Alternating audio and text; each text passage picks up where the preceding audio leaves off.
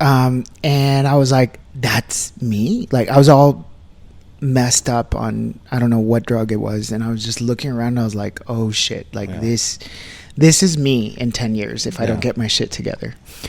Almost if you had not gone through those things, you would have not been the person you are for this community and for other people.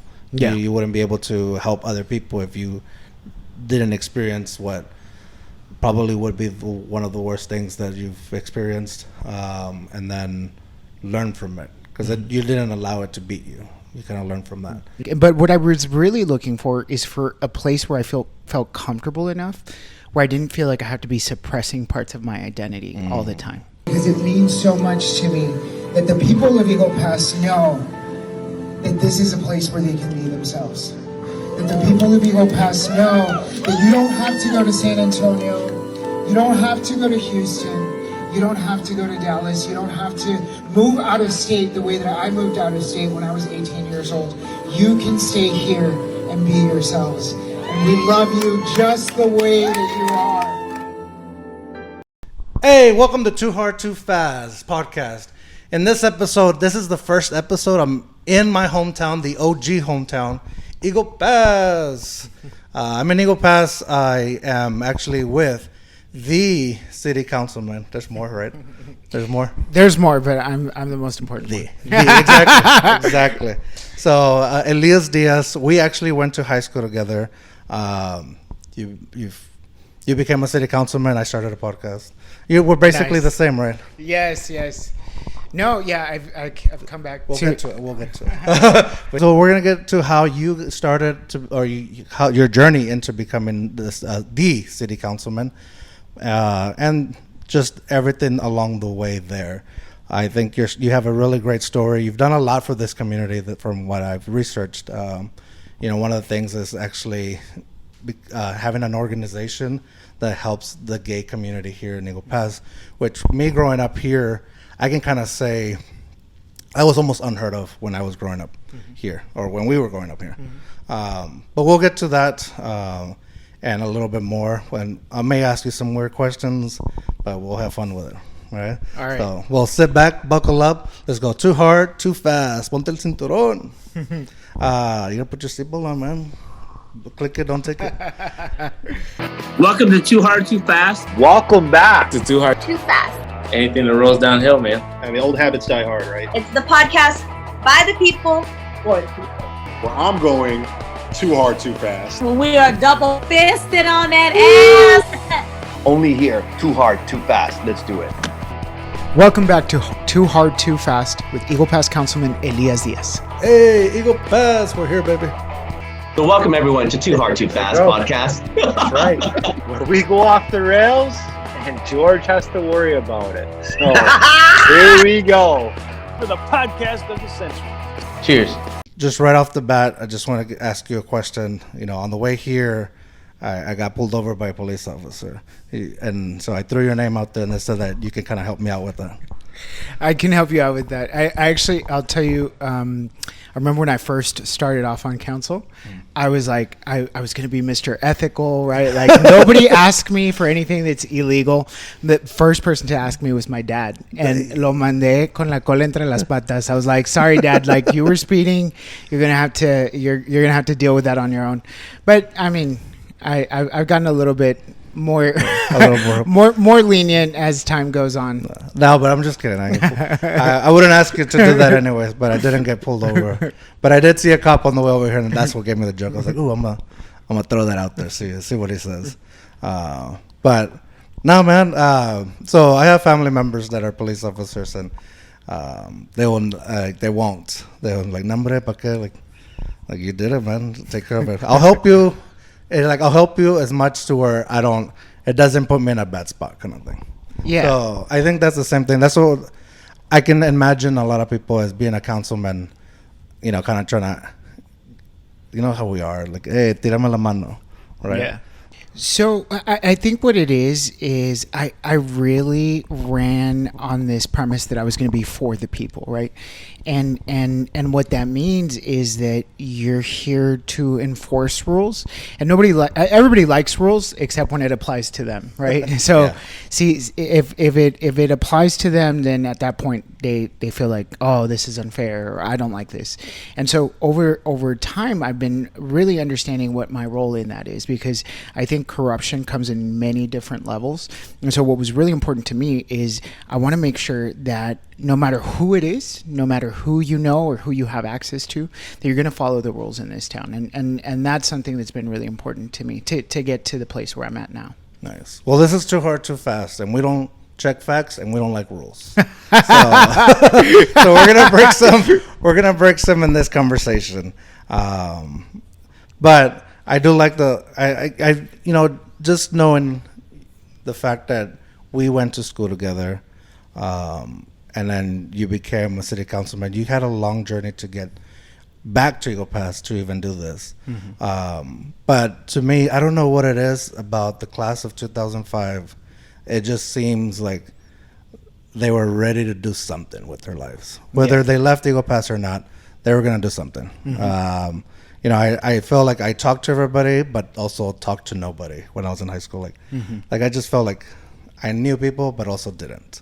But with that said, it just seemed like everybody was ready to do something with their lives. So I think that just kind of like gets me going. Like, yeah, man, like class of 2005, and maybe other people. I mean, we have a class of 08 here helping us out, and he's done really great things with his life. Robert. Well, anyways, I don't know where I was going with that. But the thing was that we kind of didn't follow the rules.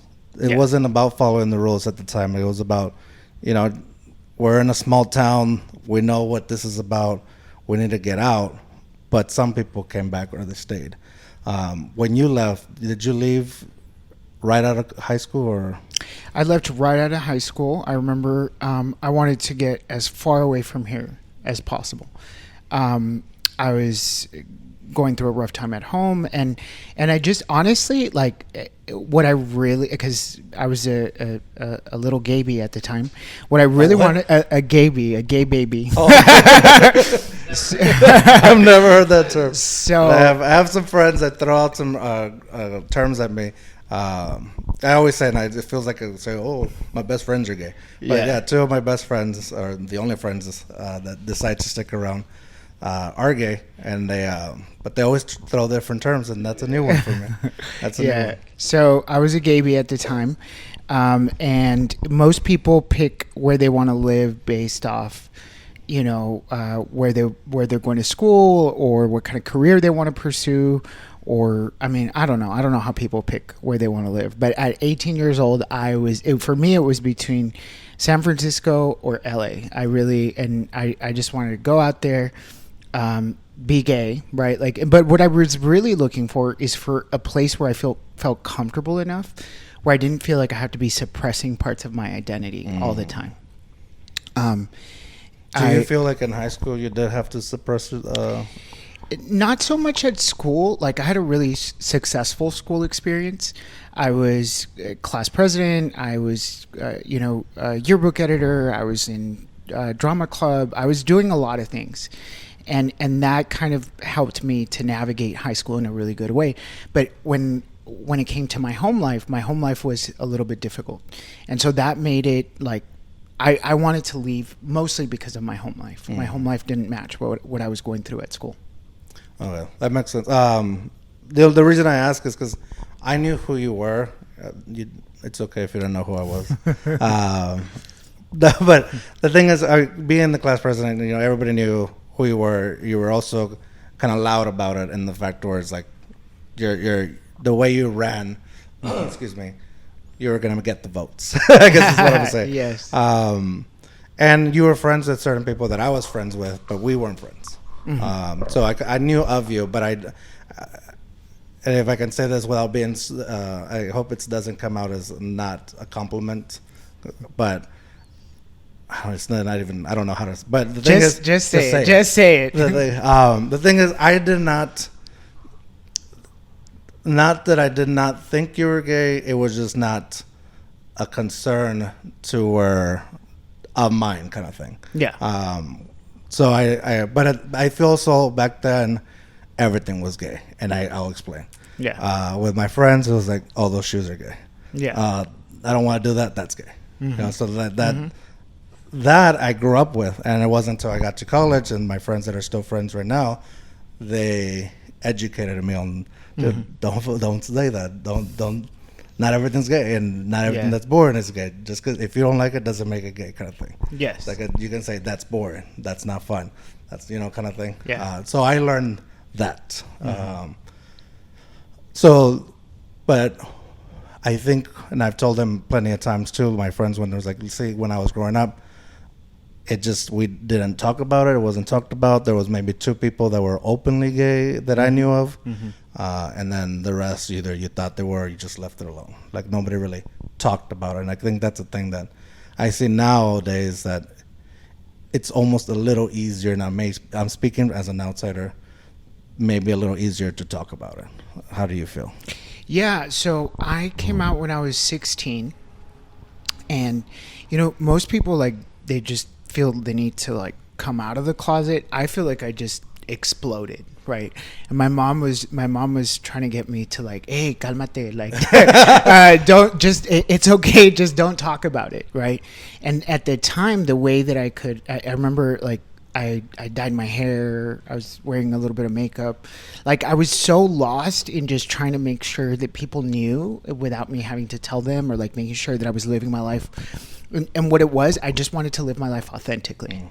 It wasn't so much that I wanted people to know that I was gay. It's just that I wanted people to know that I wasn't hiding anything. Yeah. Right. And that's always been super important to me. And so my mom would always try to, it's okay. Just don't tell anyone. And that was causing some of the problems at home. Right. But overall, like, I just felt like, like I just want to explode out of here, because it did. It felt like they were trying to contain me. Yeah.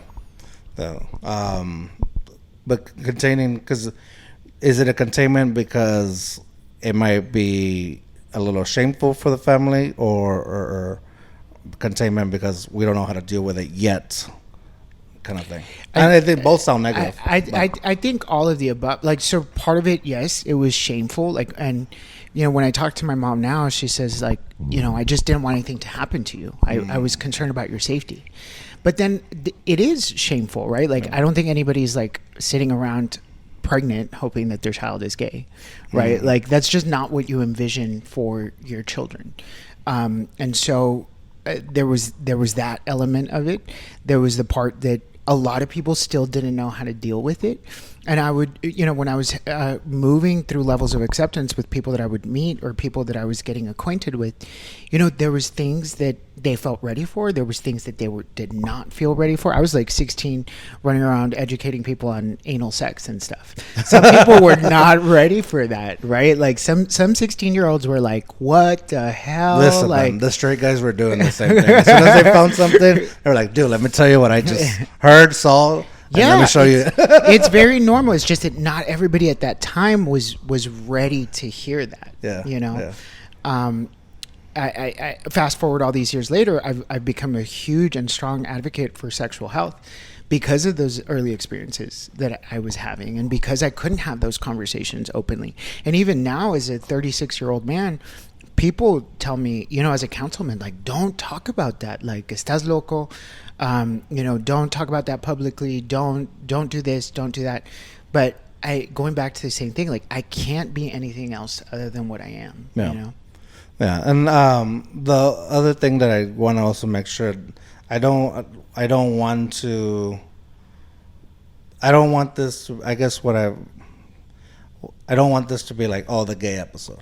But I do want this to be like known that it's okay to be different, and yeah, because you and I are different, but it doesn't make us bad, but the other thing that I'm thinking of when you said that is like when they're telling you, don't talk about it in public.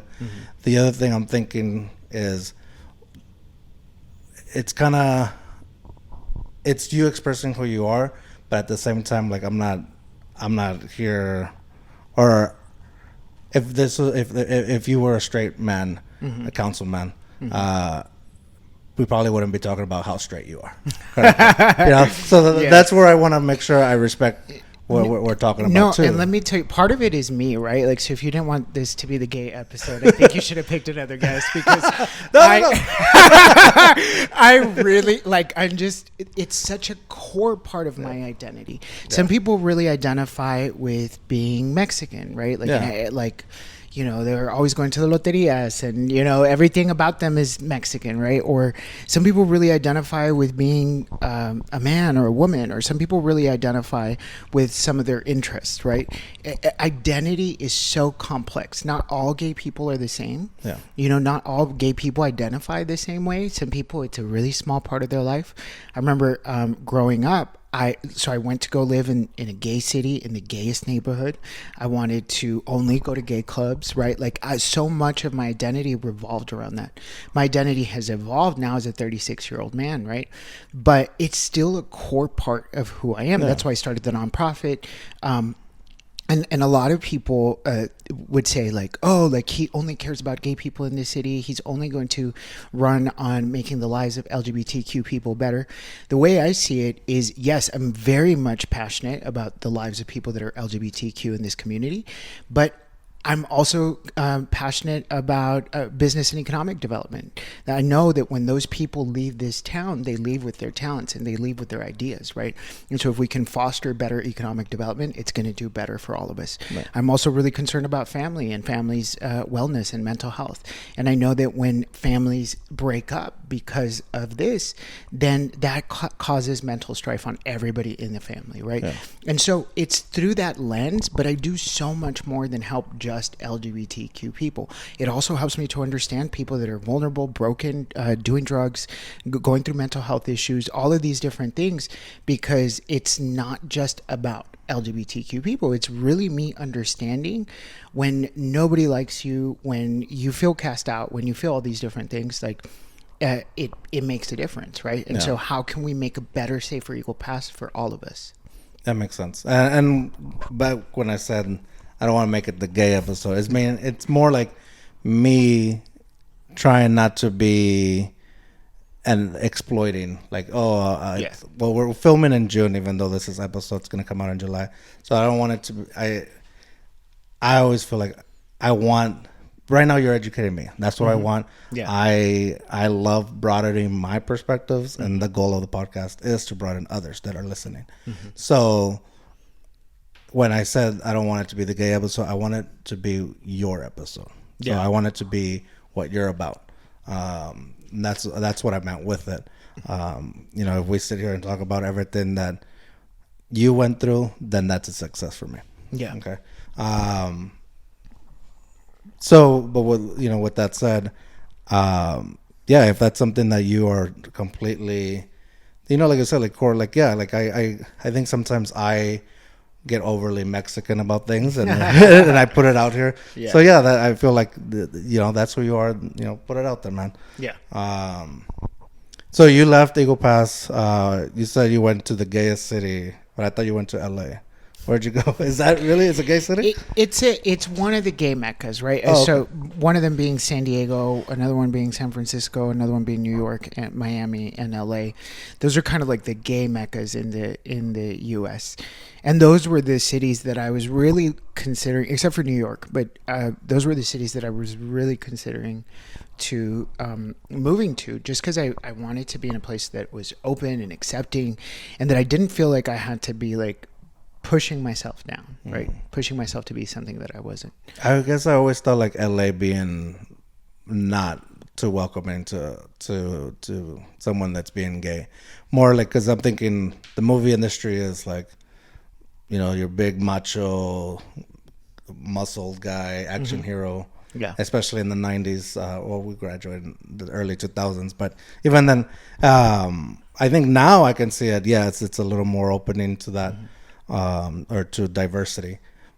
But I guess I never saw it like that in my point of view. I mean, I think that's definitely a part of it, but so many artists, going back to the 40s and 50s, have, really been a part of the LGBTQ movement, including men, right? And so I do think that there's been kind of like this need to suppress people's identities, especially their public identities in the movie industry.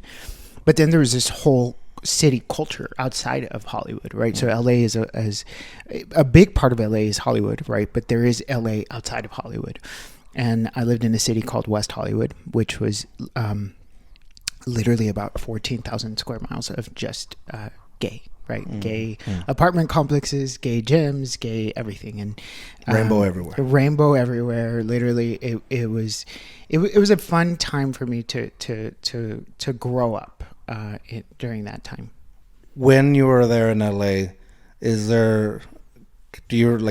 how was the life? I know you're kind of out there expressing yourself, but I know a lot of the, at least from an outsider's, again, is there a lot of pushback against your lifestyle? At least when you're living there?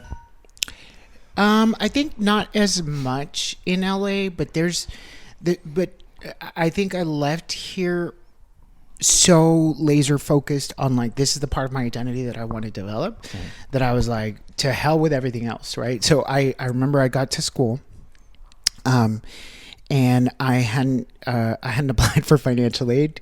I was moving out there by myself. This little 18-year-old just packed up my bag and just showed up and thought everything was going to be fine. And I show up to school and they tell me, oh, you owe $40,000. And I was like, what the fuck? Would you like to pay cash, check? And I was like, none of the above. What are my other options? Layaway? What are my other options, right? And so they said, you can apply for a private student loan. And at the time, I had left in really bad terms with my parents. I called my grandpa, who doesn't know a whole bunch about the educational system, and I said, I really need your help. I need you to co-sign on this loan for me.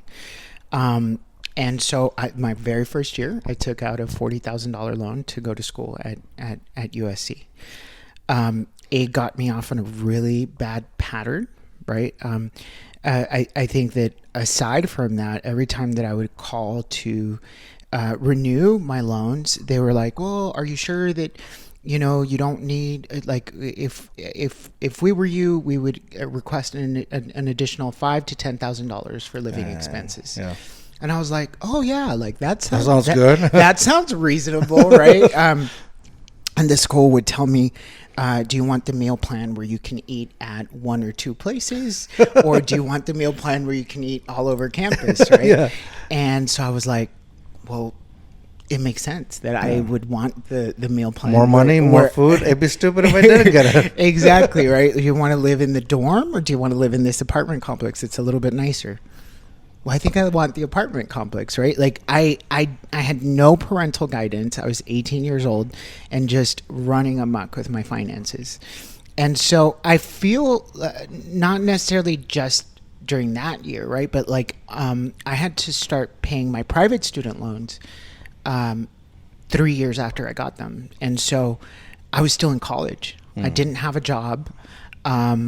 I started very quickly feeling suppressed in other different kinds of ways. I was also, suppressed racially. There was, I grew up with a whole bunch of Mexicanitos here in Eagle Pass, and that's what felt most comfortable for me.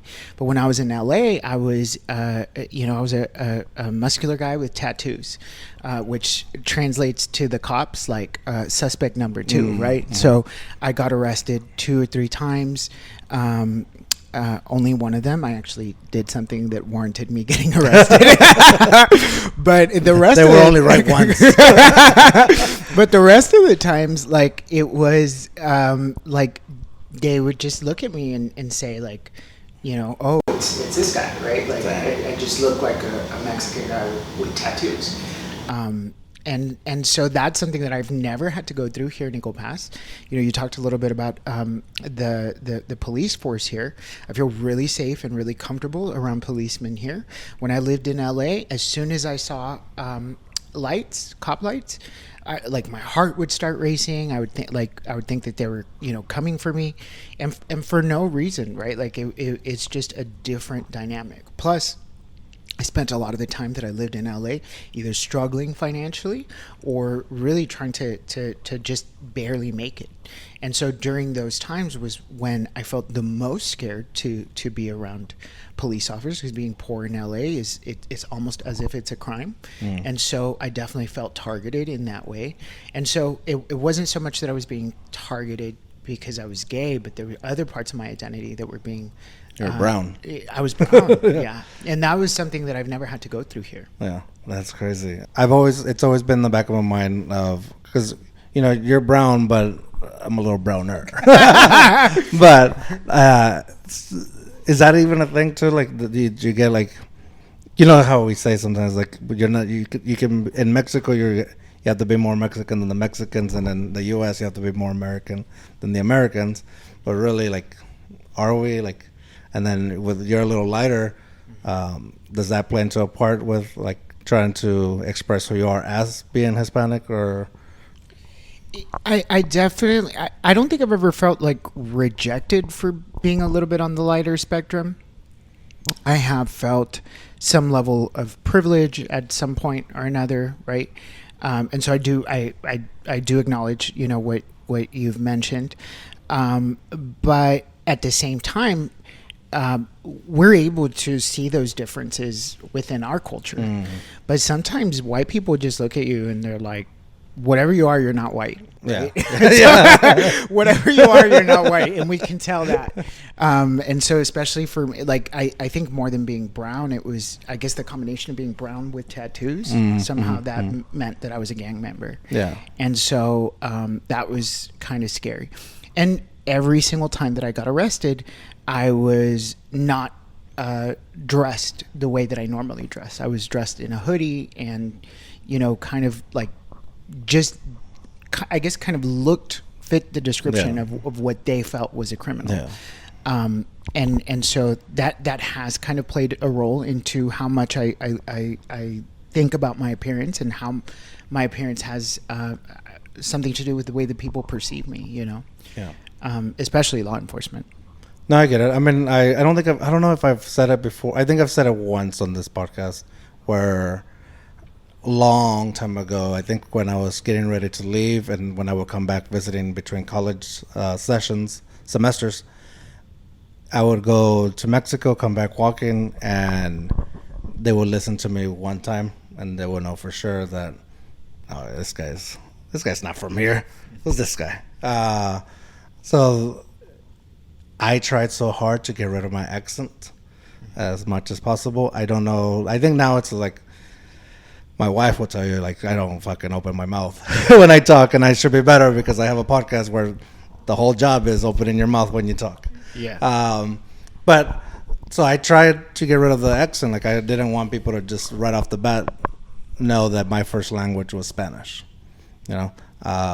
So in that sense, I can see that was, I think, my glimpse into my first taste, I guess, of rejection or discrimination in that sense. And it was here in Eagle Pass, like, and it would be another Mexican telling another Mexican, you're not from here, kind of thing. But not about me, but it just one, little relation to your story there.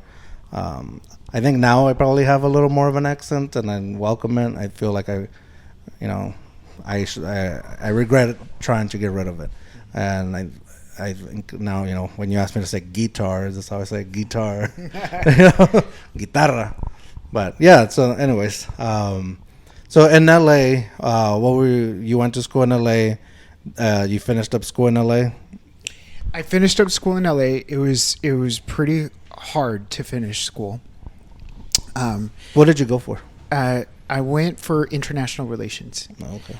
And I was able to finish that degree. de panzazo. What happened is, I remember the first time. It don't matter how you get there, as long as you get there. What happened is, like, my very first weekend there, I went to a it wasn't it was on frat row, but it wasn't a frat party. It was like a group of gay guys, right? Like the popular gay guys there at USC. I got fucking shit-faced drunk, ended up getting alcohol poisoning, woke up in my apartment. Somebody had brought me back to my apartment. We call that too hard, too fast. Too hard, too fast. I woke up face down in a pool of my own vomit. I had lost my shoes. I was just covered in my sweater was covered in my own vomit. It was nasty, right? And then from there, those guys, that was my very first weekend. And so those guys never wanted to invite me to a party anymore. So I would go to other frat parties or do other college things, but I wasn't really welcomed. Yeah. I was seen the crazy. You couldn't handle yourself, kind of. Yeah, I couldn't handle myself. And so I got off to a really bad start, and they were very unforgiving, fucking assholes. And so somebody took me to a gay bar in Hollywood, and I was like, well, fuck the college kids, right? I'm going straight to the club. So I skipped my college experience, and I went straight into the clubs. I became a go-go boy, and then it just kind of everything kind of just spiraled from there. I started going to the clubs all the time, and then I moved off campus. So I'd spend all my time getting ready to go to class, and then sometimes miss class because I had just spent all my time just getting ready, or spent my time in traffic. And I started getting heavy into drugs. Listen, if you're going to class in college, are you really going to college? I had a teacher that would literally call my dorm room and be like, "Hey, George, are you coming in today? Maybe tomorrow. You don't know, maybe next week." All right, I'll send somebody with your homework. So, yeah, if I don't know about now. I feel like now times have changing to where everybody wants to be in class, but yeah, I think it was a lot easier not having to go to class back then, and still pass. Yeah, I mean, I barely made it. I changed my major 3 or 4 times. I was having a hard time just getting used to the city, getting used to being on my own. I was going through a lot at the time, but yeah, I mean, gracias a Dios, pasé. Yeah, man, that's for sure. That's the main thing. I mean, that's the whole point of the story. Is let's see where you came from, where you went, and how you got here. So the gay clubs for you were the really welcoming, this is fun, and be who you are, versus the frat parties, which I bet those guys too also woke up in the pot of their own mess too. And usually Elias, we leave the too hard too fast stories for the end, but I'm glad you already shared the one. Let me tell you, I have a lot of those, so I have quite a few to choose from. Perfect. What's a go-go boy? So a go-go boy is they're basically guys that dance in their underwear. You get paid by the club, basically kind of like a hype man. It's a little bit different. It's still a little sexual, but it's not as sexualized as a stripper, for example. In the gay clubs, it's just you're dancing in your underwear, but you're kind of the hype man. So basically, my home battle school. Cierra la puerta, ma. But so when you were in LA in college, and you're kind of struggling switching majors, what was kind of pushing you to keep going, to not come back to Eagle Pass? And I'll tell you this: the reason I say not to come back to Eagle Pass, I say it, and I don't think anybody else. I don't want to speak for anybody else from Eagle Pass, but when I saw it as coming back to Eagle Pass was me failing. If I came back to Eagle Pass, I failed. Dude, absolutely. That was my main thing. And not just failing, but I didn't want to come back to my parents. to my home life. I think at some point my dad had told me that I was never going to be able to survive without him. And so, por mis huevos, like I wanted to make sure that they knew that no matter what I was going through, that I was going to figure it out on my own. So whether that meant getting into $40,000 in debt my first year, or it meant, getting my car impounded, or eventually I was working at the clubs. My school job, my day job, my work study job was I was a research assistant, and so I would go to the gay clubs and I would pay people $3 to take this survey, and that data was used to be able to develop HIV prevention techniques. And so I would get all excited and go get all dressed up and go to the club. And while I was working that job, that's kind of how I got a job as a go-go dancer. But one of the regular club patrons once came up to me and they're like, "Hey, like, do you want to be in movies?" And I was like, that's Hollywood. Of course I want to be in movies. That sounds kind of cool, right? And so he told me a little bit about the project, and it was an adult film. I remember my very first day, my very first scene. I actually showed up, and this was back. I'm old enough too, where this was back when we had DVDs, right? Yeah. And in my mind, I was like, nobody's gonna know, right? Like, how would they know? Like, I'm doing gay porn. It's on DVD. Yeah. No. That's the perfect. That's like a TikTok sound. Nobody's gonna know. Nobody's gonna know. Like, I literally, I genuinely thought that nobody would find out. And I remember I was there and I was shaking like. Parecía conejito, like I was just shaking up a storm. Like, I was super nervous. I was able to get through my first scene, and then from there they booked me for another scene, another scene. I think it had been maybe 2 or 3 months when people in Eagle Pass started finding out. Oh wow! And okay. They put it in a chain email and they started sending it to each other. Was it like? Bootlegging my videos, of course they were. Not paying my royalties. Of course. Pinche gente.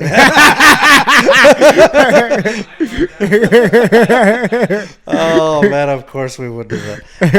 No, but so who do you think found out? Do you think it was like high school people that you knew, or I think it was high school people that ladies. Este vino aquí la high school. I think it was people that I knew. Did you tell any friends that from Eagle Pass? I told maybe a couple of friends, but honestly, one of the friends that I told, I mean, she was my best friend, and I have a really hard time thinking that it was her. But then from there, it just exploded from there, and then. But you know what? At the same time, Eagle Pass, we're really proud. When somebody makes it out and makes it big, you put your name on the marquee as you're coming in. And what was that restaurant right here? An El Quero. Welcome home, Elias Diaz, the home of Elias Diaz. Yes. We're real quick to do that. So kind of surprised they did it, man. One of us made it big. Went to Hollywood. No, but so how was that experience? How's the experience of people getting the word out there here? It was really traumatic for me at first because I hadn't gotten my parents to 100% accept that I was gay. But then at the same time, I was so mad at my mom, right? Because she would always tell me "Oh, don't tell anyone. I'm like, sass, you didn't want me to tell anybody, so here I am. In your defense, you didn't really tell anybody. It was other people. Yes, I mean, so that part was hard, right? Trying to figure out what I'm going to do with it, and eventually, I got tired of fighting it. I remember one of my aunts would send me messages and stuff and be like, I can't believe that you would do this, and I have the same name as my dad, and she would say you've tarnished the family name and all this stuff. But I was just pues ni modo, what am I going to do at this point? So what I did is I opened up a Facebook and I opened up an Instagram, right? And on my Instagram, I would post as much as I could, right? Mostly I mean, all my shirtless pics, some butt pics, right? Like, so I would like literally throw it out there as much as because I was like, I need to be able to take some of this back, right? Yeah. Like, because here everybody Ownership is talking yeah. shit. I'm like, I need to be able to Yeah. own it. And once I started owning it, it changed, you know, like, I don't know if it was people from Eagle Pass, but like my Instagram followers just started like getting like, like it on the way, like before the interview, you were asking me about my Instagram.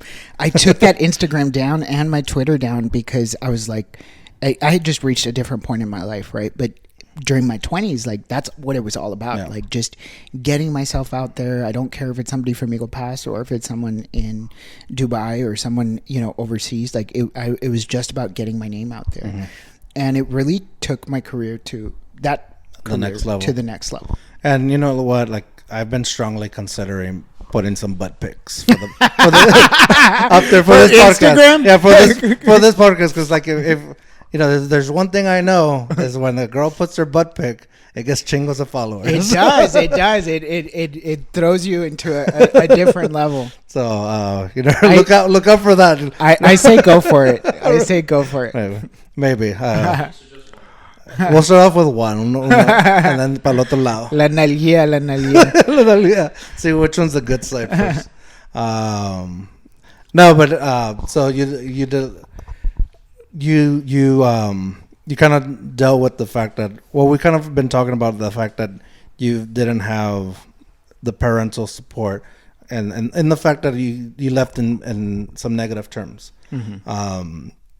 And you've touched a little bit. It was on the fact that they haven't fully or were fully able to accept that you were gay and maybe what to do next, kind of thing. Yeah. And so then they find out you're doing is the right term gay porn, or is that a slur?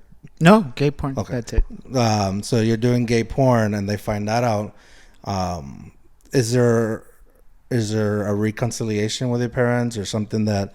Like, what eventually made that relationship amend, I guess? So I went through a lot when I started doing porn. I while I was in the industry, I met this. I met somebody, and he was a very good looking guy, but he was really deeply into drugs. He would beat me up quite a bit. That was my first arrest. After we got into a fight, he totaled my car. We just went through so much, and so that was, you know, a next stage for my parents. My parents really had to start looking at, like, we're not just looking at the gay thing anymore, right? Like, our son is in trouble. He's doing drugs. He's in and out of jail. He's going through situations, you know, sometimes they would come visit me, and you know, they would notice that I had black eyes, and so it was about so much more than just being gay. But then it also made the gay thing really complicated, because I remember one time I said, like, either I come home with Ben for Christmas or I don't come at all. And I think at the time they just told me, well, just don't come. And so it got a lot worse before it got better. After I left my relationship with Ben, it got a little bit clearer for them that, you know, being gay didn't have to mean that you were in a relationship that was that fucked up. And we started working on things, and I think that they started to understand what their role was in it, right? That having that gap from 16 to about 23 of not having my parents, my brain was still developing, right? Like, I was like out there, like, you know, like a salvajito out there in LA, like just trying to figure my life out, with no parental guidance. And then whenever they would come in and try to give me parental guidance, it wouldn't resonate because they had been absent for so long. And so after I became a therapist, I started working on them a little bit at a time. We started doing family therapy, and eventually I got to a place where by the time I was 30, we had reached full reconciliation. By the time you were 30? 30. Did you guys do like professional therapy, or did you just do it with what you knew? I would do it without them knowing. I was like, I'm gonna fucking therapize you, motherfuckers. I would learn something in school and I'd like throw it out there. Right? At one point, I sent letters to everyone in my family, like just little things that I'm like, I'm gonna try this, or I'm gonna do this, or I'm gonna do this different. So they were in therapy without knowing they were in therapy, right? So I would do things different about the way that I communicated or the way that I did things. And a lot of that therapy was done through me or through, I remember at some point it was my sisters. Like I would say, you know, you need to start doing this and you need to stop doing this, because it's a whole systems thing, right? So the dysfunctional family can't continue to be dysfunctional if people break out of their dysfunction. So I was like, I'm going to break out of the dysfunction. I need my sisters to break out of their dysfunction. And then, you know, it's going to be hard, but it makes the family better. Yeah. And so that's kind of how I started. That makes sense. And that's funny that, you know, you were doing it without them knowing. And that's kind of probably the only way to have done it, maybe. Mm-hmm. I know, like, you know, in our culture, probably in other, you know, I think in general, it's hard to get somebody to say, oh, let's go to therapy. I'm one of them. Mm-hmm. I said, no, I'll fix it on my own, or, you know, whatever. I'll figure it out. But I know for others, it's probably the thing that is going to be needed, probably for all of us, but I'm just being stubborn. But anyway, so I think with parents, they're older than us. They obviously may think that they know more than us. And you kind of have to do those things on the side and like kind of trick them into it. And I'm glad that it worked out for you in that sense. When you're doing therapy for others, it's a family therapy or one-on-one, or how is it? So I do family therapy, I do couples therapy, and I also do individual therapy. Couples, like married couples or boyfriend, girlfriend can also come? Yeah, okay. Both. So one of the things that you mentioned is that you were going through physical abuse. Mm-hmm. Is that, from what I've read, it's very, and let me know if I'm speaking out of turn, but it's something that happens quite a bit in the gay community. And yeah, no, it's the majority of gay couples go through domestic violence. Do you think that's because, you know, it's the same sex and it's like it almost like my brother, like me and my brother, like if we go at it, we'll throw chingazos. But you think it's? But if I'm talking to my wife and I'm having an argument, I know that she's not physically to the same stature, and I would never do that. And I guess we're also brought up to like, oh, you never hit the other sex kind of thing. But if it's same sex, two guys, two bros, or two girls, you know? So it's a really complex issue. Part of it is, yes, like you look at your partner as being physically equal. You also, like for example, in my case, I think part of it is because I was gay, but I think in general, maybe my dad would have been this way anyway. My dad was really physically abusive. And so it made sense in my brain that the person that loved you would physically hurt you. Oh, okay. Not that I liked it and not that I wanted it. Yeah. It's just, it made sense. Like I always tell people, like in my current relationship, I always say, like, you know, there was a time in my life where my boyfriend would come up to me and punch me, and that made sense. Now my current boyfriend, he tries to raise his voice at me, y le paro el pedo right away, right? It's just a different mindset. I've evolved so much from when I was in my early 20s. We went through a rough patch after my election because he was my campaign manager, and we went through this really rough patch because, you know, he would get mad and, you know, he would say certain things. And it's not even, I wouldn't even categorize it as abusive. But the point where I'm at now with my life is, if you don't think I'm like the most amazing thing since sliced bread, I can't be in a relationship with you. Yeah. Even if you just think that I messed up here or I messed up there, like that's not holding me in my highest. Not that I don't make mistakes, but if you don't think I'm fucking awesome, I don't want to be in a relationship with you. That's so different than what I went through in my 20s. And sometimes, like, when things were calm, he would say, like, like, it's like, I'm not even being that bad to you. And I'm like, you're not. But I'm a big fucking deal. Like, I can't, like, I've come such a long way to be able to tolerate that in my life right now, And so I think another reason why we go through domestic violence in our relationships is we don't know, nobody educates us on how to have relationships. And so you grow up, you see your parents are in a heterosexual relationship, and you try to model, good or bad, right? But you try to model your relationship after the things that you've seen, not just with your parents, but with your aunts and uncles, what you've seen on TV. And so you pick up all these implicit messages. It might not be, we have this explicit message in our community, right? That a man should not hit a woman. But then you also have a lot of implicit messages on what it means to be a man and what it means to be a woman and how you relate to each other. We don't have that in the gay community. I didn't start seeing gay people on TV, actual gay people on TV, until I was already in my teens. I remember when I was a young kid, I didn't see anybody on TV, and that affected my development. And then also you have this thing, it's called internalized homophobia, where people tell you, eres joto, you're this, you're that, you're too effeminate, you shouldn't talk this way, you shouldn't act that way.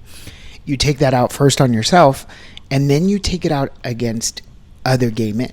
So whether it's your romantic partner or your friends, there's this whole thing in the gay community where, like, the more masculine that you are, the higher status that you have. The more masculine you are? The more masculine you are. So sometimes that affects the way that you relate to each other.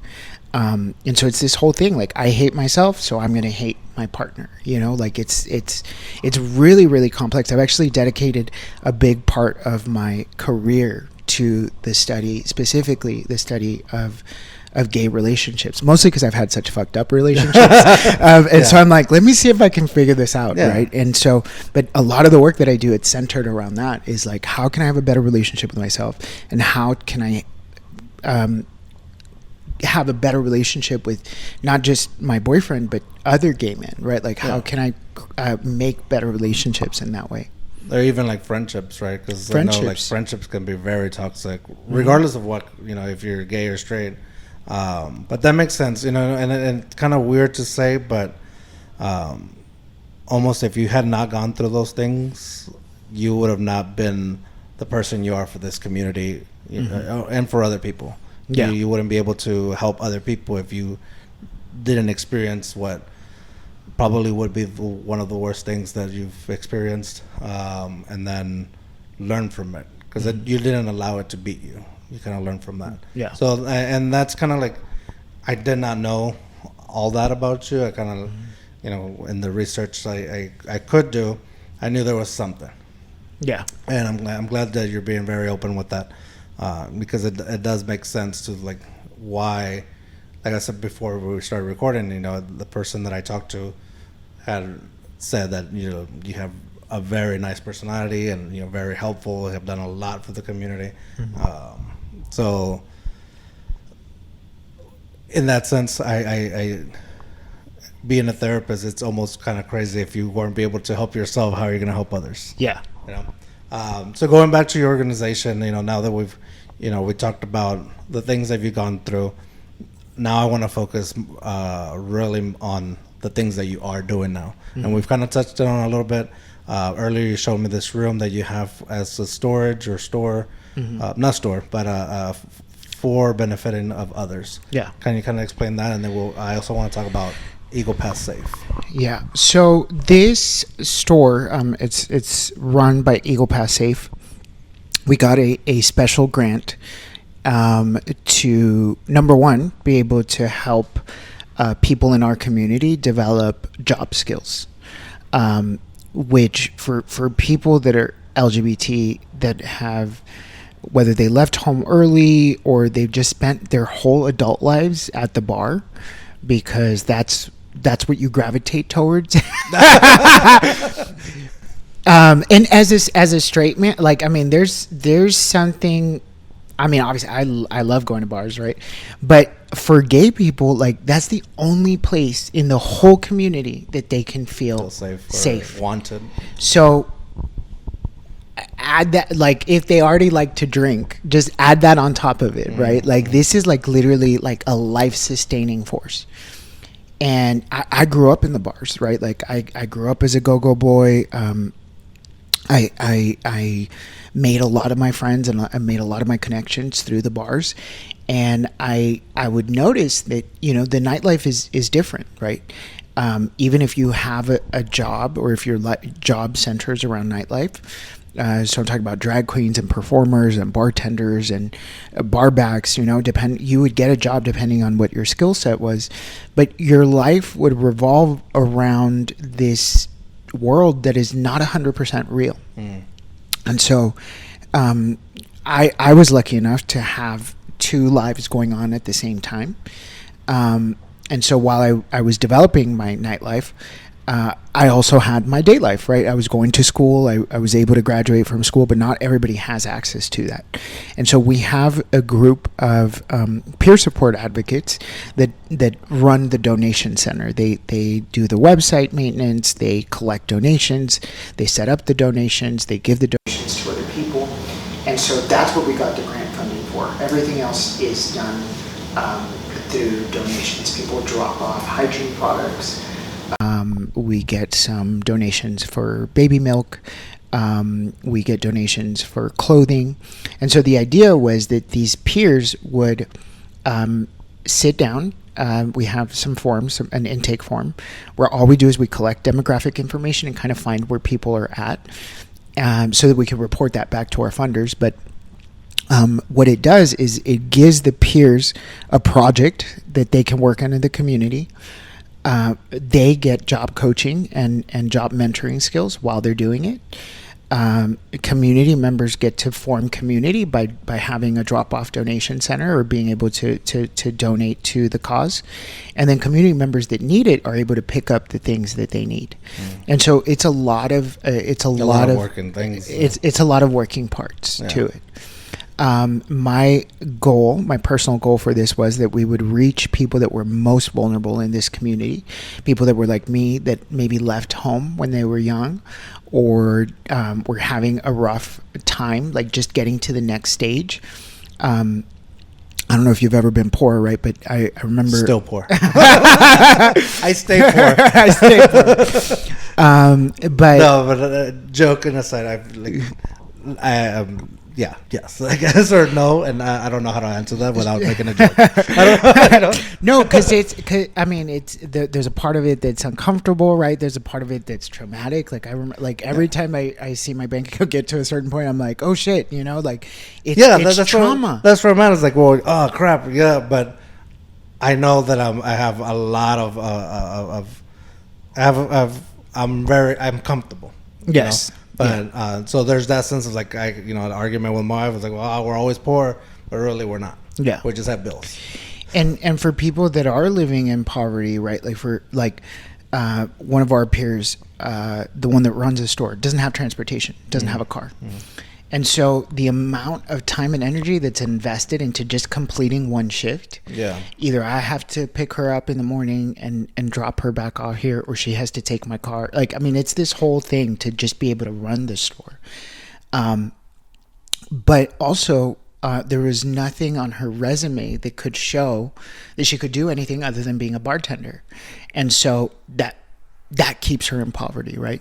And when you actually get a job interview to go somewhere, you need something to wear, right? This is a person that didn't have anything to wear, right? And so now, she's gotten to a point where she's in transition. She's a trans woman, and trans people already have a difficult time as it is getting a job, right? And so now there's something on her resume that she can show. She can wear something to work, and she can now help other people because she's already been through that herself, right? And so that's the whole premise of this store, because it really is a systemic thing. Like, you're at this level of poverty, and you get a chance And if you're not able to take advantage of that chance at that time, at that moment, then you stay stuck there, right? And so whether it's because you couldn't get there because you didn't have a ride, or you didn't have the right clothing to get the job, then you stay stuck there. Yeah, it's this vicious cycle. Yeah, the poor keep getting poorer, but nobody's doing anything to like get them out of it. Yeah, until now, that's a really good idea. So, but at the same time, it's not just for anybody can come. Is I guess what I'm asking. Any background, anybody can come. We started noticing that we were receiving donations at a higher rate than what we were giving them out, and so at this point, I've opened it up because I really want people to know that we're here for the community, that as an LGBTQ community, that we know what it feels like to be down in the dumps, and we want to help, right? To anybody that's there, whether it's because they're undocumented, or it's because their husband left them, or it's because they're trying to get out of a domestically violent situation. At the end of the day, we're all human. Yeah. And this idea that I'm this much different than you are just because I'm gay, it's not, right? Like, I've gotten the shit beat out of me. I've not had enough money to buy something to wear to an interview. I've been in a very similar situation where, like, I remember this one year, I was after I left my boyfriend, I was able to get into an apartment, but I was sleeping on the floor because I could afford. It was either I afforded the apartment or I afforded to furnish it. And so I was like, okay, well, at least I got myself, after 2 years of sleeping on the floor of my friend's apartment, I got myself into my own apartment, but I was still sleeping on the floor. And then eventually I got a futon off somebody that donated it to me. And eventually I just, started getting better. Right. But, it's rough, Yeah, no, I bet. So then this is a part of Eagle Pass Safe. Yes. Correct? It's one of the services that we provide. So what is Eagle Pass Safe? So it's a nonprofit. We serve the entire region, everything south of San Antonio and north of Laredo. The majority of what we started, because we started with volunteers, we started doing community education. And we started with awareness campaigns for HIV prevention. We started doing events. So we started our very first event that we did. It was called a Unity Party, which is kind of like a little dip in the water with a Pride event here in town.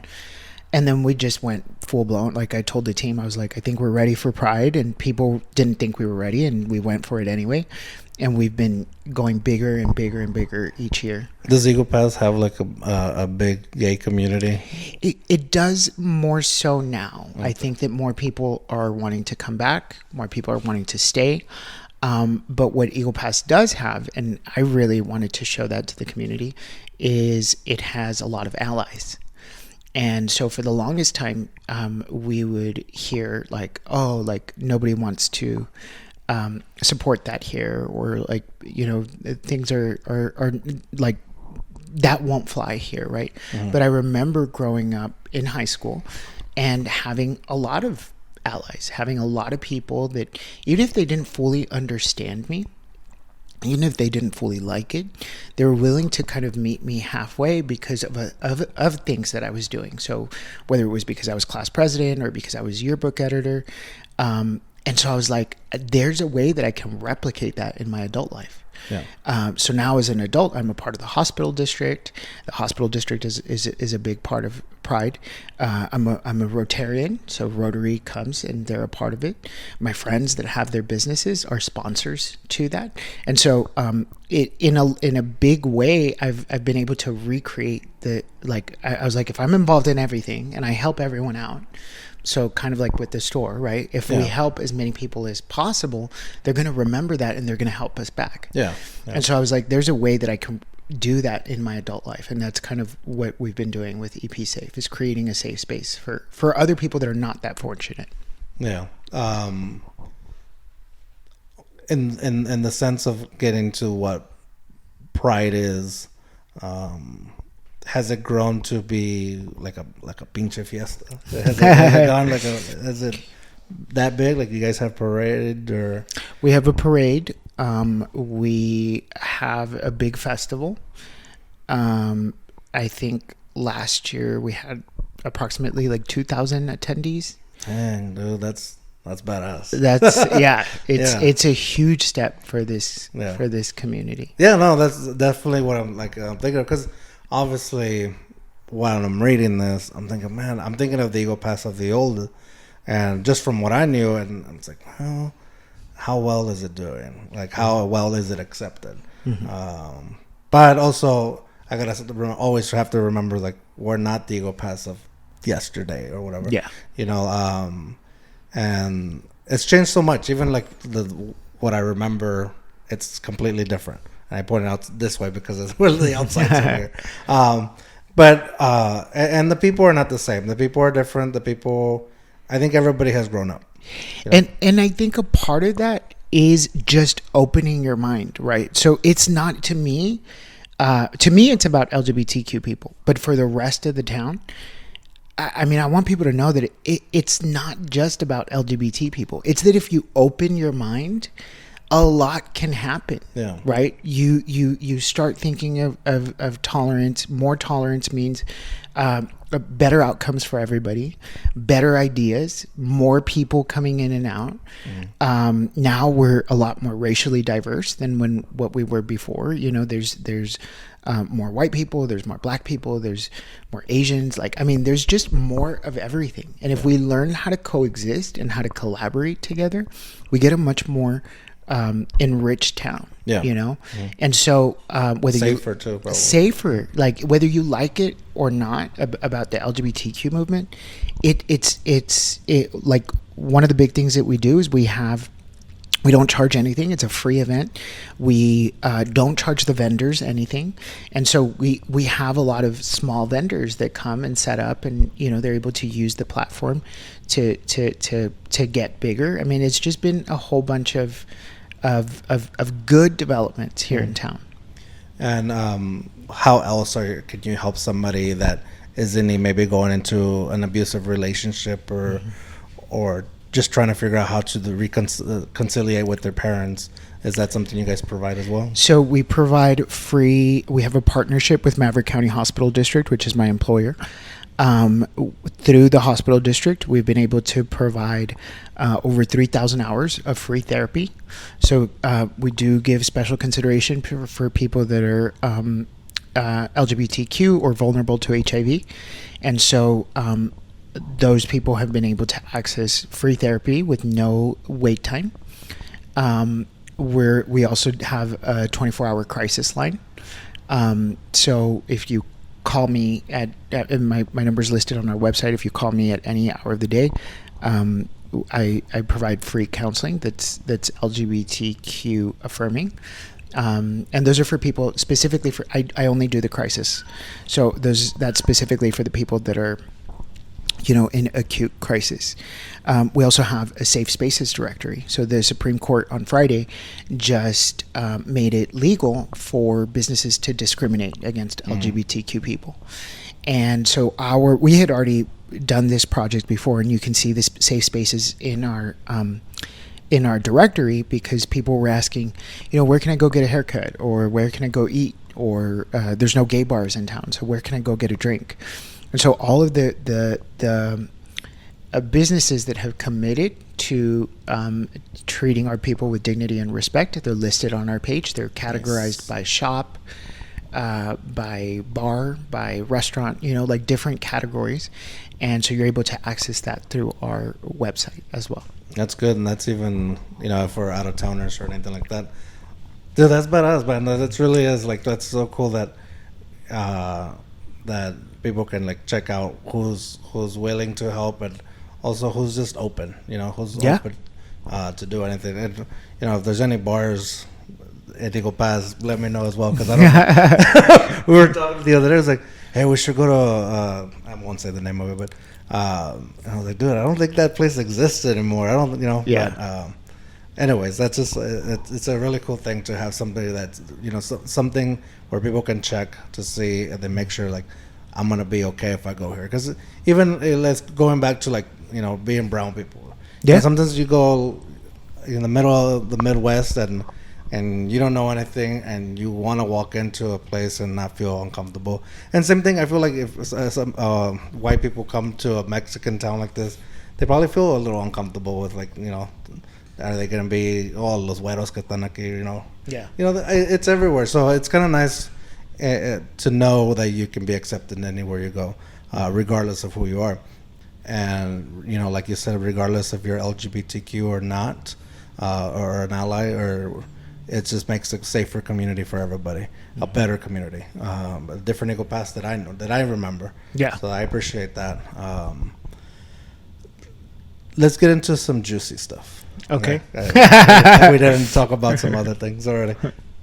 Maybe this will touch a little bit more still on Eagle Pass Safe, but running for councilman. A big step from the conversation earlier where we said if I ended up back in Eagle Pass, it would be a failure. It would be considered a failure. What drove you back to Eagle Pass, and then what drove you into being a councilman? So that idea that I was gonna be I actually moved back still with that mentality. I moved back with the intention of being closer to my family. My grandpa was getting older. My sister was pregnant. Also, my life was super chaotic. I was really heavy into drugs. I just finished a romantic relationship. I was having problems at work. And so my life, there was a whole bunch of bad reasons why I moved back. And then the two good reasons is that I wanted to be closer to my grandpa because he was getting older. Then I wanted to be within the same space. After I got married and I got divorced, I started noticing that my pattern of relationships was the same over and over again. I was having the same relationship. And it was a very similar relationship to what I had had with my dad.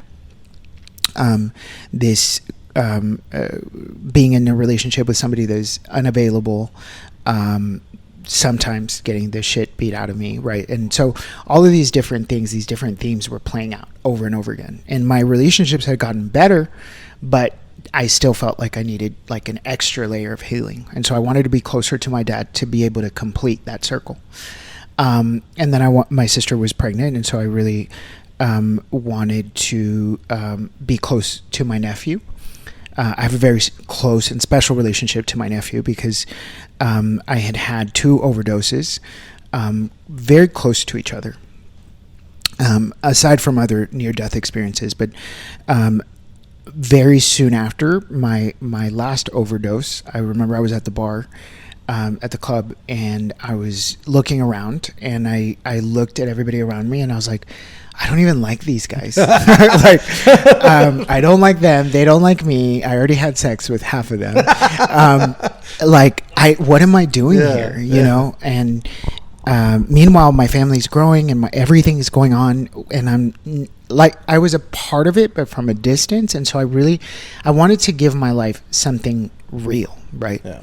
And aside from the fact that I was about to reach 30, and I'm looking around and everybody's in their tank tops or like with their shirts off, all these 40-year-olds with their face pulled back to like half their scalp. And I was like, that's me. Like I was all messed up on, I don't know what drug it was. And I was just looking around and I was like, oh shit, like this is me in 10 years if I don't get my shit together. And so I was stumbling home, and my sister calls me and she tells me, that she's pregnant, and that's all it took. That's literally all it took. And so when I look at my nephew, I literally think like that little guy saved my life. He's the tangible representation of what saved my life, because I would have stayed there. I would have kept having, if not like I had friends that had died, and at the gym, their heart while working out, like just heart attack while they were working out, or they were were in the middle of an orgy and they just took too many drugs and they just passed out there, just died. People walking into oncoming traffic.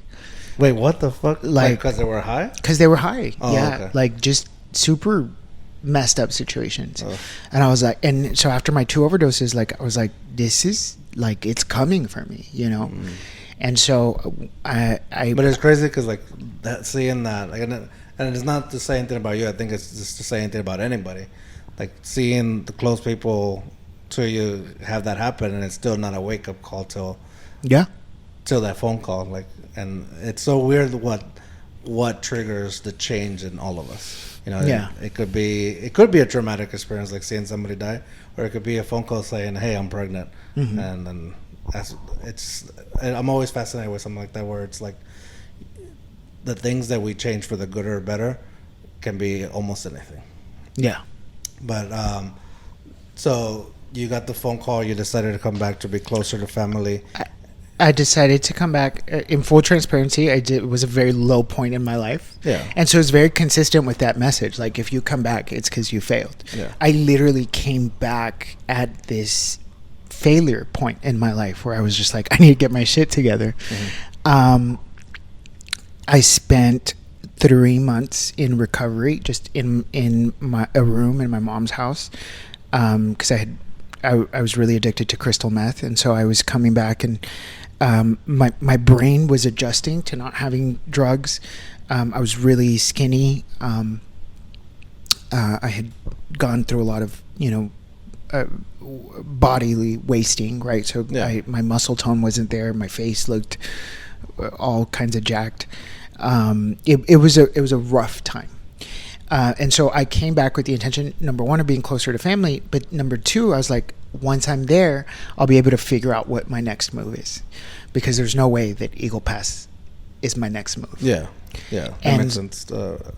How long did it take you to get cleaned? Or at least, like, where you're going through all the roughness of, like, trying to get out of it. I think, like, about I spent 3 months, because it came in stages, right? So number one was just being able to get off the drug. Mm-hmm. Number two, I went through a depressive stage, right? Like, where it was a combination of, like, oh shit, like, I'm here in Eagle Pass. I left a pretty okay paying job, and the jobs that I was looking at, they were, like, in the high 30s, and I was like, I can't believe that's. I had also ended a relationship, and so, I mean, there was just a whole bunch of things that I wasn't in my best place. I came here in October of 2015, and then in June of 2016, the Pulse nightclub shootings happened, and it hit me really hard. I felt like that could have been Eagle Pass. Yeah. And so they invited me to speak somewhere, and it was a group that was already formed. And after I spoke, they invited me to be a part of the group, and they said, we're actually looking for a leader. Like, we need a president of the organization. And so I agreed to take it on. At the time, like, we started, we were just meeting at different places, doing raffles, liquor raffles, like, just trying to make money just to be able to host our events. That's right around the time when we had the Unity Party, and then it just kind of went on from there. But once I became a part of this organization, then I was like, it hit me, right? That number one, if I didn't stay here, that this work wasn't going to get done, right? That the easiest thing for me, because I had already gone to school, I was already in a better place. I could launch from here, go to San Antonio, go to Houston. But if I left, that there was going to be no one here to develop to keep the work going. Yeah. And it made me reflect on how many people think that way, how many people think that Eagle Pass is a failure. And so it's usually people that are more talented, people that have something going for them and want to leave and invest in another community, not in Eagle Pass. So that creates this drain in Eagle Pass of like only the people that can't leave or can't really afford to do anything for the town stay here behind. And so I was like, I want to change that. And at that time I was just looking at the LGBT community. But eventually when I ran for council, I made that a part of my platform, that I was like, I want to bring people to Eagle. Now at this stage in my life, I don't feel like I'm a failure. I actually feel like I'm a big success. And I feel like I want other people to feel that, to feel proud of being here, to feel proud of the work that they're doing here. I've done my part in the hospital district as well as in the city to bring people back. I always give priority to people that are from here, to talented people, to be able to come here and come back into a position where they feel they can be proud of, right? Yeah. And so that's evolved quite a bit for me over the years. But it started with that focus, with the focus on the LGBT community. But now I've applied it to healthcare. I've applied it to politics, and I'm hoping to change that. I don't want people to feel like it's a failure to come back here. Yeah. I'm just visiting, but just in the little sense of getting into like researching you and coming to talk to you, and the people that I talk to kind of give me background info on you, it seems like you're doing that. And just this conversation right here, it has made me more proud of this new community of Eagle Pass. And the sense where I say it's my own doing, to where if I come back here, it would be a failure. I have to find that on my own, like to see if, every now and then I think about it. Like I have a little one, and I had a great upbringing. I had a good school feel to it. Like I didn't hate it. So now that I think about it, like every now and then with the little one, I'm like, well, I mean, maybe it would be better for him, versus a big old city and the craziness of a big old city.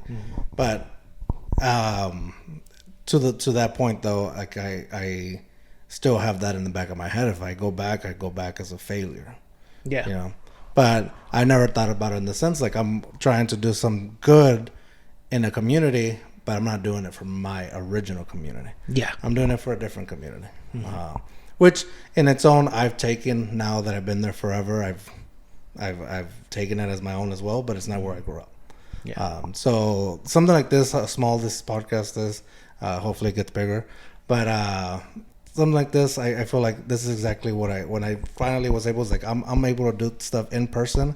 I want to do stuff in Eagle Pass. I'm glad that you were my first here. Hopefully not the last. But I think that alone, with our conversation, it has made me feel a lot more proud about this community and the changes it's made, and some of it that you're doing. Okay. With that sense of what made you, is that the same thing that made you want to run for councilman? Like you felt like you could continue your work with Eagle Pass Safe. Is that the reasoning behind the councilman positioning? It was kind of like this just knee-jerk reaction. I had worked really hard. First, we worked really hard, and we were always broke as an organization. We would do a plate sale or a raffle. We do liquor raffles a lot because everybody drinks. So that was our like go-to fundraiser, right? And then we'd make this money, and then we'd spend it at an event. Sometimes we would spend more money than we would actually make at the event, and so it was really hard the first year or two.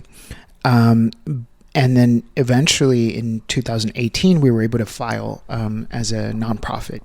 And so that was a game changer for us. We started to apply for grants. I remember the first grant that we got was like $5,000 to buy computers, which at the time seemed like a whole lot of money for me. And eventually we got like $10,000 for training, and just $25,000 for media, and it just kept going and going and going. The first time we applied for a $100,000 grant, we didn't get it, and then the second time I applied, we got it, right? And so our budget had been increasing and increasing. We reached this point where I was like, we're good, we're solid. And then the local politics were changing. I was thinking, like, if I don't do this, then this organization that I worked so hard to create, this is going to go crumbling down.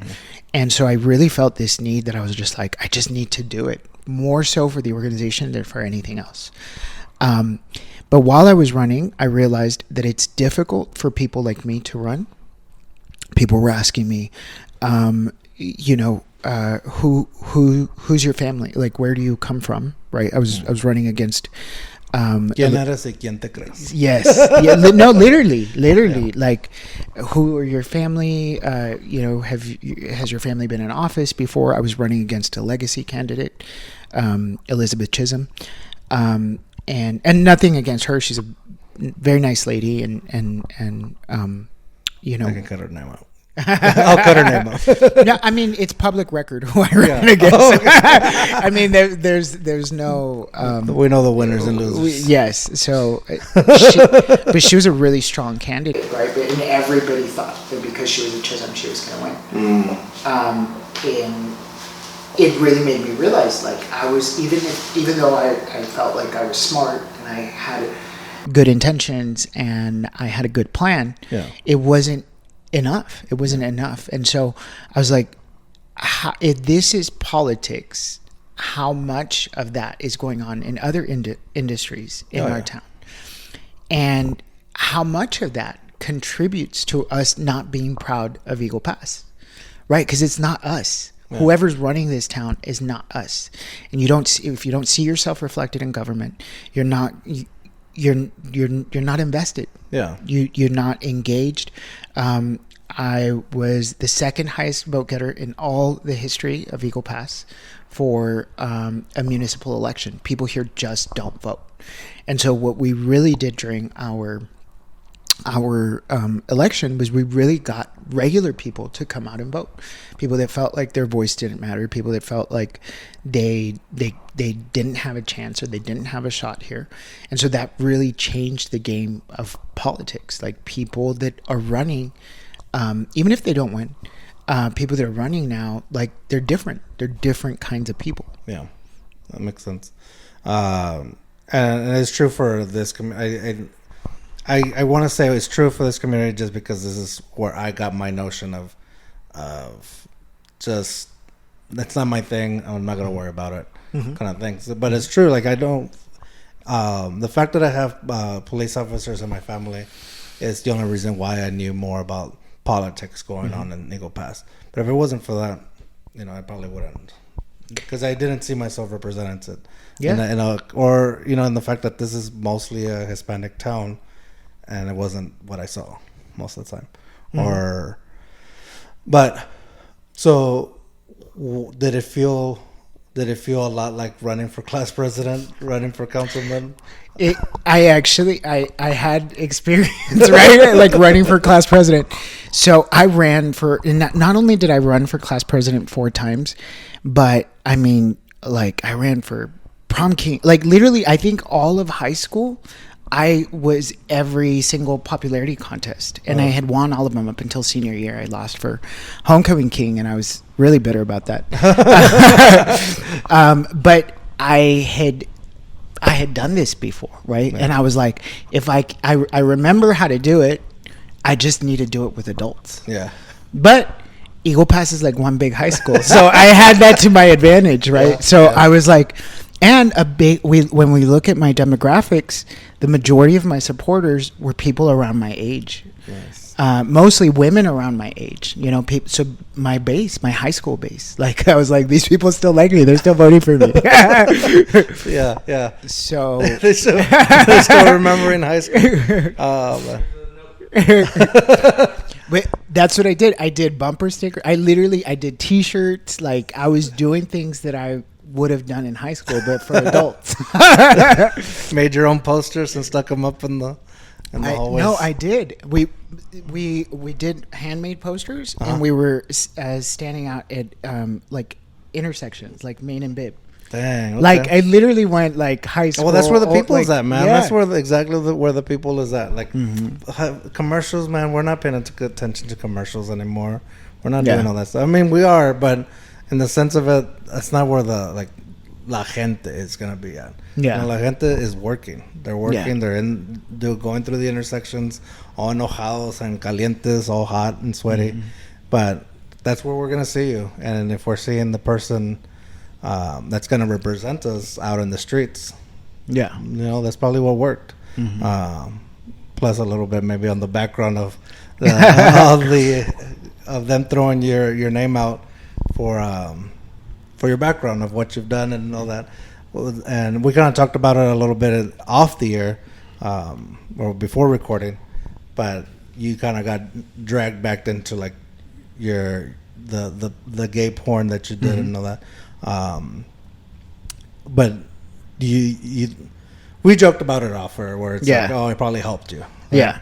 I don't know if that's exactly the truth, but I always think about like politics, like it's such a shitty thing for our mistakes from the past of when we were kids or you know younger, that it will get dragged out like that. I was like, that's what made me better. That's what made me learn. That's what, you know, if you don't have mistakes, then that's where I'm iffy about you.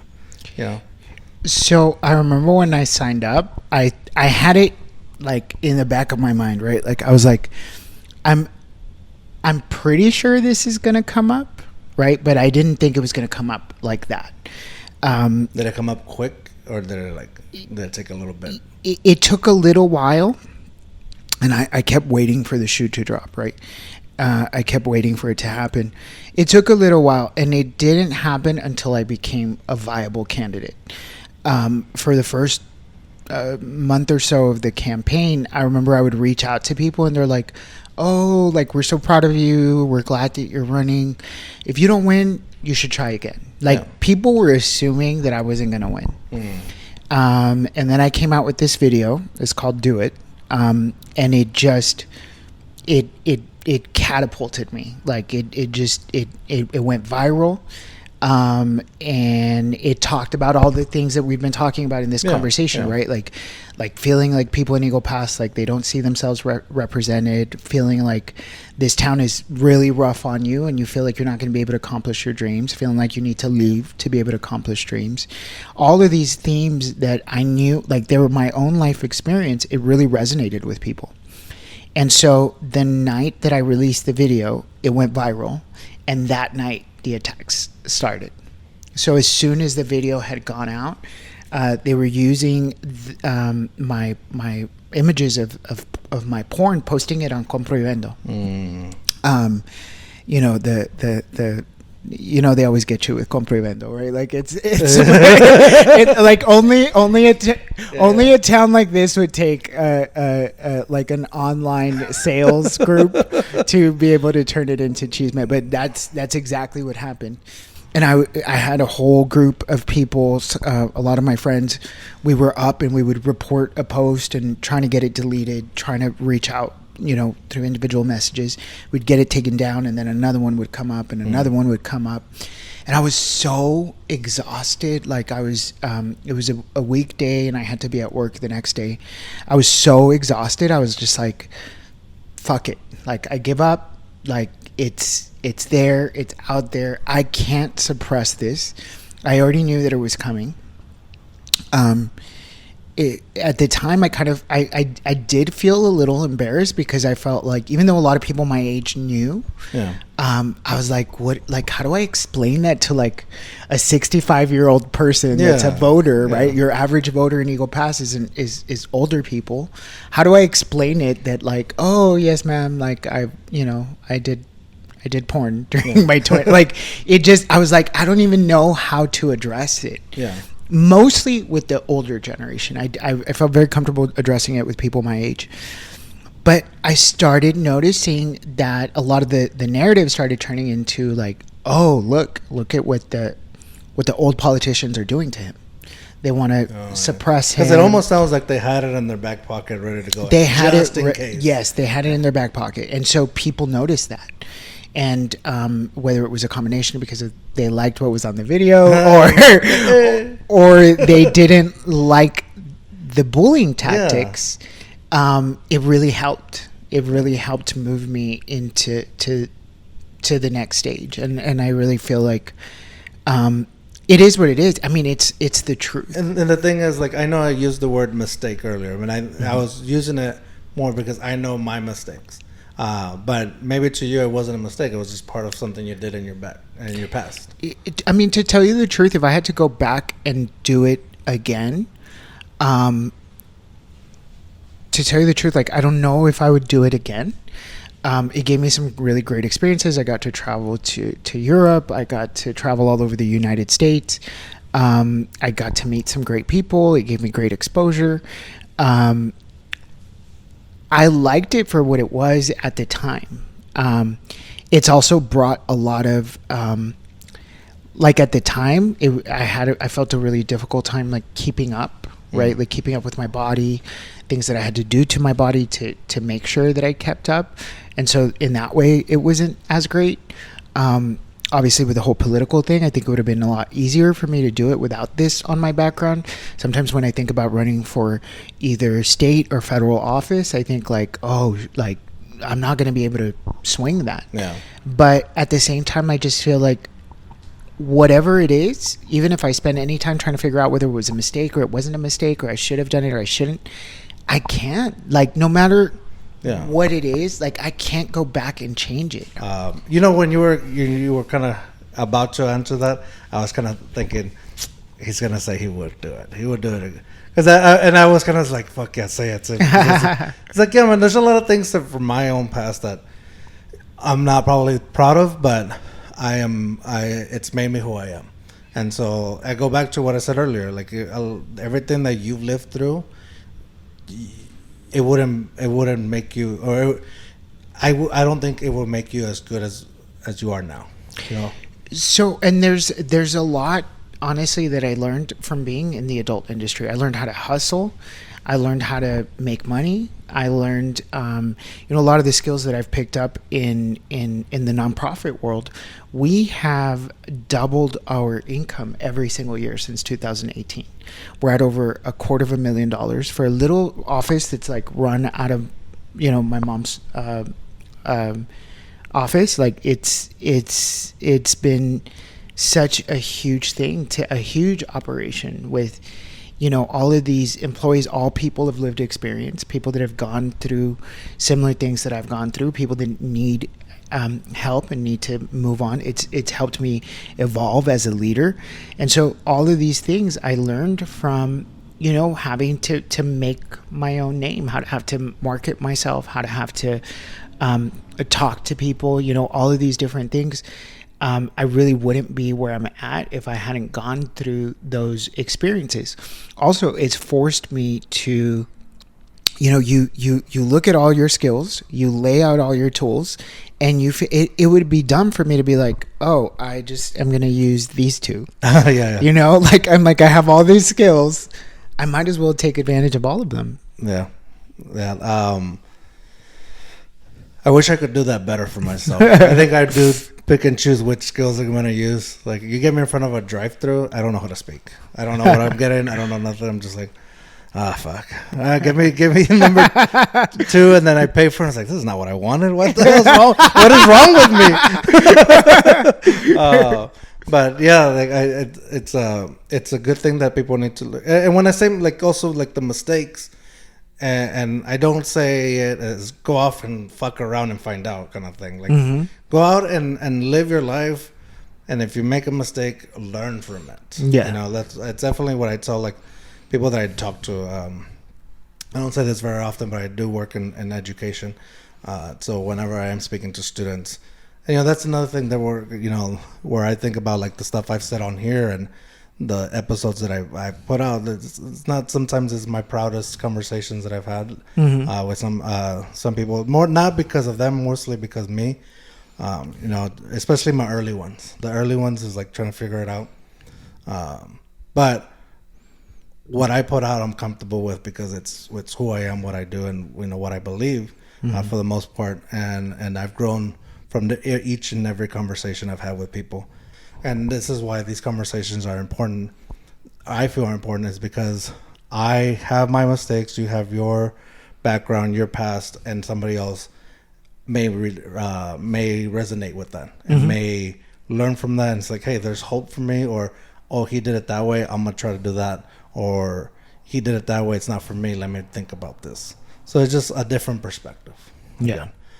So I appreciate the fact that you're super honest with your past and where that got you here.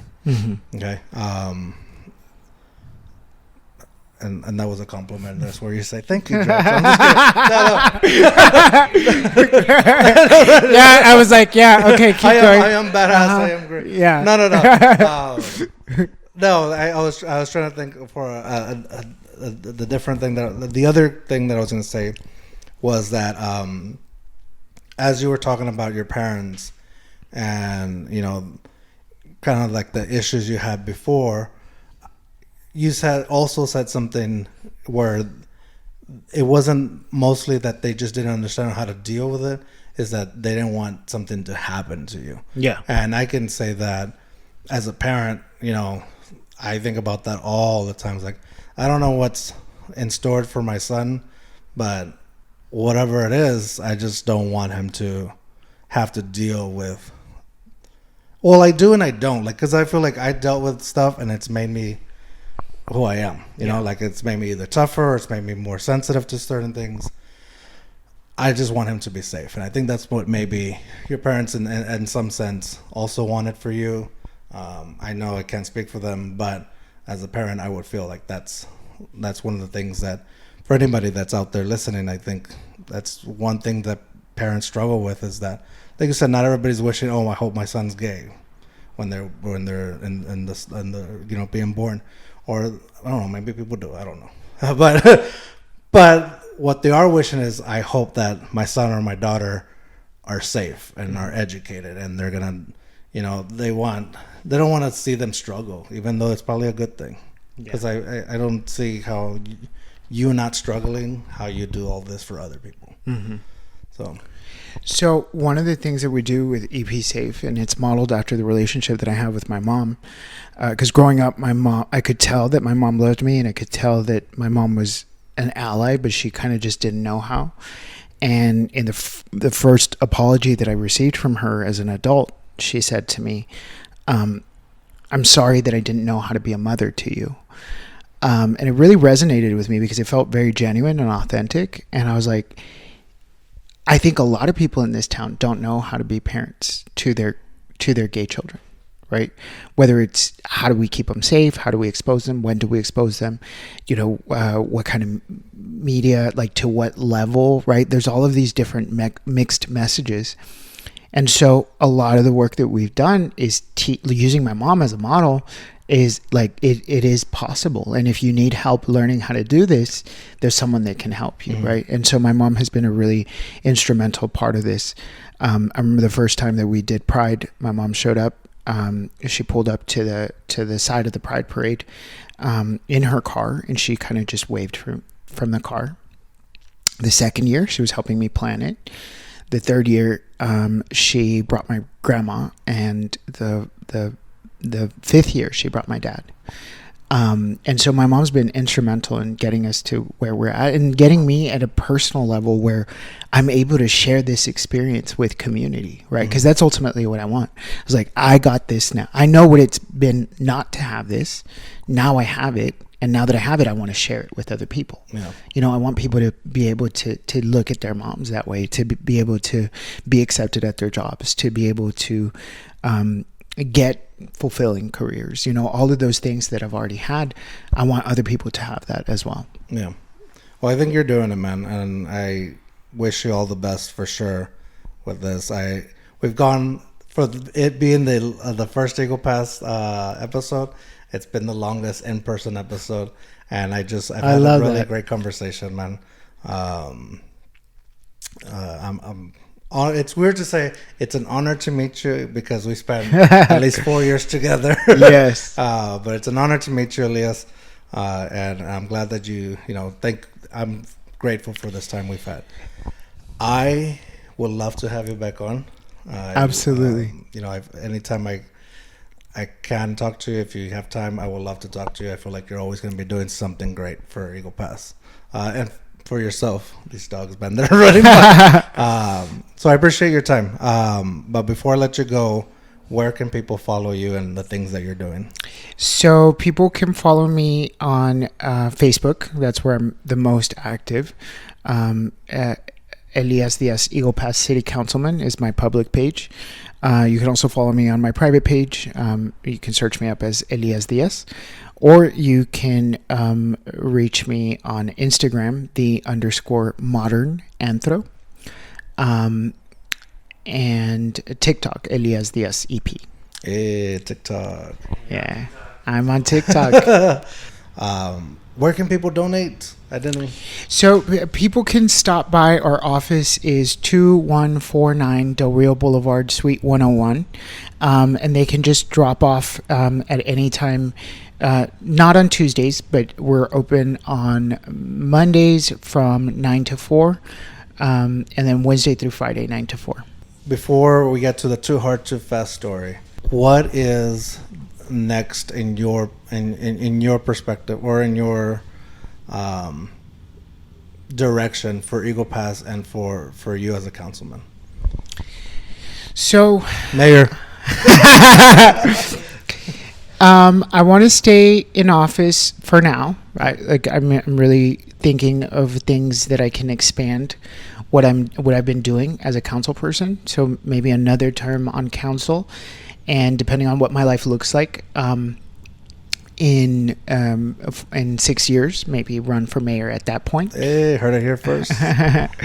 But more than anything, I'm mostly interested in getting more funding into Eagle Pass, applying for more grants, getting more ways that we can change. Not just, people look around town and they think like, oh, we don't have enough restaurants. We don't, our roads don't look a certain way. We need more bridges. We need this. We need that. And so that's the town's infrastructure, right? But then there's this infrastructure, this workforce infrastructure that I'm most concerned with, right?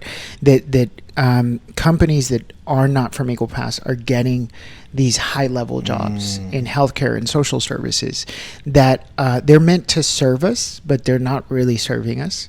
And they're not using our people for these jobs. And so that's something that I really want to do, is bring more money so that more talented individuals come back into town. The more talented individuals that come back into town, the more that they're going to have better ideas and different ways of engaging with city government. Yeah. And so changing the culture of Eagle Pass through our workforce development is something that's really, really important for me. Yeah. And so whether I do that on council, or I do that, like I do also serve on state boards and different ways that I'm able to serve the community. I also sit on the board of Camino Real. Whatever way that I can serve to be able to accomplish that purpose, to me, it's not about necessarily a specific title or even a specific road, right? Because I've had a very windy road to get to where I'm at now. And so that's made me really aware of the fact that you can do something in multiple different ways in different times in your life. So that's something that's really important for me, is acknowledging that being on city council or being mayor is not the only way that I can help this town. I am open to different things and different ideas, but I just the core of what I want to do is to change the culture of Eagle Pass. Yeah. Which that kind of reminds me, and I'm surprised, I totally didn't think about it. How has the reception from Eagle Pass being a border town and Piedras Negras, Mexico, being right next door, pretty much, with the gay community, is it a good blend? Does it blend well? Are people supporting, or is it just like an Eagle Pass thing? We work really well with people from across. Actually, regionally, we actually have a partner organization in Del Rio and also Acuña. And so we work at a regional level to be able to address homophobia, because that's not something that stops at the border. And so I just had an event with the Mexican consul. We did a film screening at the Arts and Cultural Center. It was a binational event. And so we really try to focus on whoever wants to be our ally, whoever wants to join in on this fight with us. We're all open arms, right? We want to make sure that we work with as many agencies as possible. Definitely working with people from across as well. Nice. Yeah, I just thought about it right now. But that's cool that it's a good blend. And when you're saying about people coming back or versus the companies that are coming, the one thing that came to my mind is that my mom forever used to say that it's nice for things to grow, but we gotta be careful with who we grow with, because we let too many people, and this sounds bad, we let too many people in. No, it's like the big companies, they come in and they promise all this work and all this stuff for us, but once that big company is done with us, they leave, and then the only ones that are left are here, and now we're out of jobs again, all that. So it's good that your mindset is set on building from within and encouraging people to come back, the people with talent and knowledge of what is best for the community. Coming back to Eagle Pass is not a failure. It's not a failure. So I appreciate that. But to end this episode, a too hard, too fast story, a funny story, a cautionary tale, or words of wisdom, whatever you feel comfortable sharing. So I've been I think I lived my life too hard, too fast, right? So I had a lot of material to choose from, but it's a story that I don't tell often. I had left my relationship and I was going through a really rough time. I didn't have a full-time job, so my only job was I was a go-go boy. And I was at the time I had just left my relationship. I was staying in my friend's apartment, sleeping on the floor, and I was really depressed. So I started gaining weight, right? And I was kind of like I was a fat go-go boy. The owner of the bar comes up to me and he says, "Hey, we've been getting some complaints, and it looks like you've gained too much weight. So we're gonna pay you for your shift, but you need to come off the box now. Feel free to stay and drink as much as you want." Yeah. Well, that's not gonna help the weight. And then you can leave. So I did. I stayed and I drank so much, right? And so I couldn't afford money to ride the bus. And so I walked home, right? Like it was like the ultimate walk of shame. Like here you have like I don't have a job. This is my only job, and now I got basically fired. For not looking a certain way. And so I walk home, just my head. It was the worst moment in my life. I think like the worst moment. I didn't have a car. I didn't have a home. I was, I didn't have a job. I had just gotten fired from this place. And it really made me think I just never want to be in this place again. I never want to feel like I'm out of options or I'm out of choices. And so it was a turning point for me because it really helped me to take control of my life. It was the moment where I felt the least in control. And I figured that at the time I was like, and I did start with the way that I looked, right? So I started working out more. But I was like, if I can take control of this one area of my life, I can start taking control in other areas of my life. And eventually I got myself a small car. I was able to get myself another job. I was able to leverage experiences to get to the next level and the next level and the next level. And so I guess it's in a way it's a cautionary tale, right? It doesn't matter how low you are, there can always be better. Yeah. And And I guess my advice is don't stop, right? So if you get a little bit better, then try to find a little bit better than that and a little bit better than that. You just always leverage whatever position you're in to pivot and move forward in the next direction. Yeah, that makes sense. Kind of like you reach a goal, set a new one. Don't become complacent, I guess. Mm-hmm. I appreciate that. I appreciate that message. I know I'm definitely one of those that will reach a goal and try to go pivot to a whole different other goal. Yeah. Versus just carry it forward in what I could have. Yeah. So that's definitely something I've learned. So I think that's a good message to share. Mm-hmm. And with that said, we've gone too hard, too fast with Elias Diaz, the councilman of Eagle Pass. And also, was it? I didn't even introduce chairman or of Eagle Pass Safe. Oh, executive director. Executive director of Eagle Pass Safe. Remember, dare to be you, dare to be weird. Bye. Está loco.